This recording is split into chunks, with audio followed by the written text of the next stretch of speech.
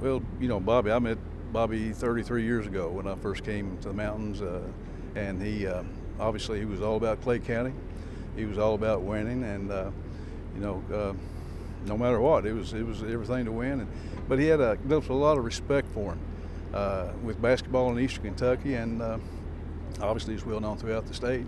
He'd take teams to the state tournament that you'd wonder how they'd survive, and competed really well. Obviously won it in '87. So he was well thought of, well respected, and meant a great deal to basketball in Eastern Kentucky. Bobby's teams, when I played them, there's always they did a great job on doing the either or. I mean, they wasn't real complicated, but they were very sound fundamentally, and they made great decisions. And he took a lot of the complications away, but they played with a lot of confidence, a lot of pride, and like I say, there was a decision making, and they played fierce. I mean, they really had that confidence in them that you could not come into Manchester and win, and they felt like they could win every time they hit the floor. Well, teams I've had in the past, we always try to be pretty structured, but against him, he would take that away. So we had to try to do the either-or stuff, and and what times we did have success with it, I didn't know what my kids were doing either. So obviously, if I didn't know, he didn't know. But anyway, his teams were always really good, and you knew it was going to be a tough game.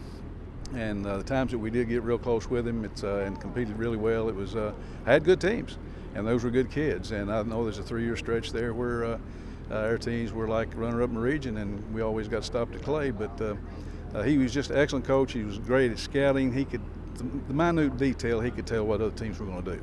And so that being said, then you had to just come in and just take it one trip at a time and play. But give him a lot of credit. Obviously, his record speaks for itself. I think it did a lot for East Kentucky because you felt like if you could get there, you'd have a chance because at times the state tournament would been won by teams, inner city schools in Louisville and Lexington area and those kind of things, and even the bigger schools. But when Clay County did it, they're a rural school, just like all Eastern Kentucky, and they give us all hope, give us all a chance. And I believe if you look back since then, we've had a couple people like Paintsville and Shepherd Valley. That might have been what ignited their runs. You never know, but it gave us all hope. Felt like we could go compete throughout the state.